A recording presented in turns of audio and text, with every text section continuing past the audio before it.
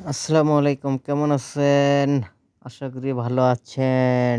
আবারও হাজির হলাম প্রতি বছরের মতন রমজান উপলক্ষে মস্তান মাজার মসজিদ আয়োজিত এক বিরাট আলুঘাটির আয়োজন করতাছে মহাস্থান মাজার কমিটি। প্রতি বছরে তারা এই আয়োজন করে থাকে বিরাট করে। অন্তত ১০ থেকে ২০,০০০ লোকের আয়োজন করে থাকে তারা প্রতি বছরে মস্তান মাজারে। এখানে দূর দূরান্ত থেকে সবাই ছুটে আসে রাত্রি ২:৩০ থেকে ২৭ রাত্রি। এখানে সবাই আসে, স্বাদের প্রিয় সবার মুখের জল চলে আসে আলুঘাটি। সবার প্রিয় খাবার আলুঘাটি, কেউ পায় কেউ পায় না।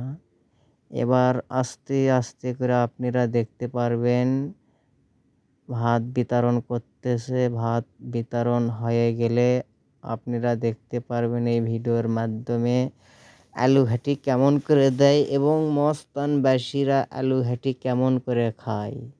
আপনারা অবশ্যই প্রতি বছরে একবার হলেও মস্তান মাজারে আসবেন।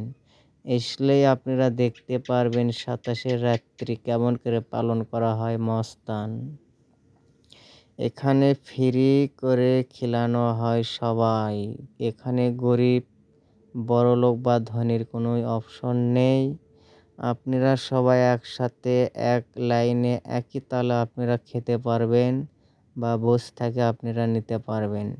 এবারে কিন্তু প্রতি বছরের চাই এবার একটু ভিন্ন আইটেম করছে মাজার কমিটি।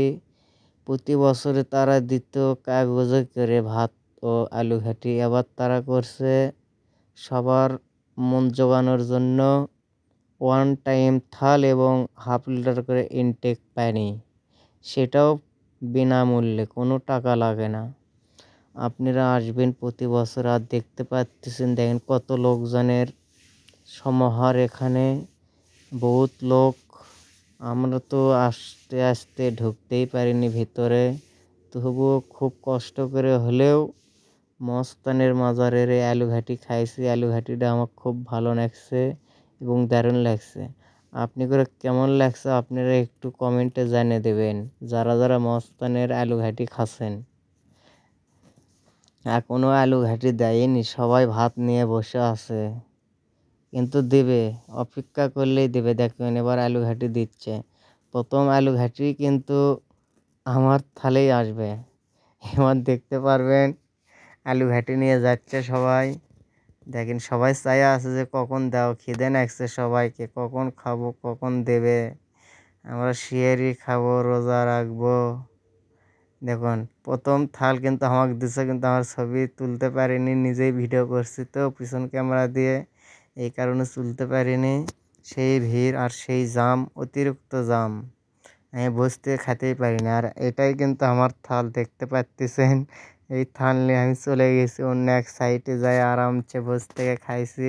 আমাকে আলুঘাটিরা সেই স্বাদ লাগছে, সেই ভালো লাগছে, এতটা স্বাদ লাগছে যে এইরকম আলুঘাটির জন্য আমি আর কোনো জায়গায় খাইনি। কিন্তু মস্তানের আলুঘাটি সেই ভালো। আর এই ভাই কিন্তু দেখতেই পাচ্ছেন আলুঘাটি নিল, তার বইয়ের জন্য নিয়েছে বা ছেলের জন্য নিয়েছে, যার জন্যই লাইলিক, কিন্তু আলুঘাটি ২বার নিয়েছে। আপনারা আলুঘাটি মস্তান মাজারে আসে কখনোই ২বার লওয়ার চেষ্টা করবেন না, সেটা কিন্তু আপনি আর একজনের হক খালেন। আশা করি আপনারা সবসময় চিন্তা ভাবনা করবেন, একা একা খাবো না, ১০ জনকে নিয়েই খাবো।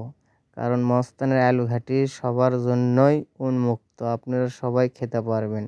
আর যদি বাসায় নিয়ে যাওয়ার চিন্তা ভাবনা করেন, সেটা খাওয়ার পরে আলুঘাটি বাঁচলে আপনাকে আলুঘাটিও দেওয়া হবে।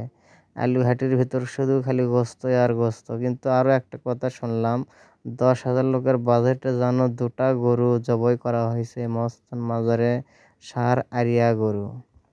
আর যারা এখানে কাজ করতেছে, দূর দূরান্ত থেকে কাজ করতেছে এবং খিলাচ্ছে, তাদেরকে আল্লাহ পাক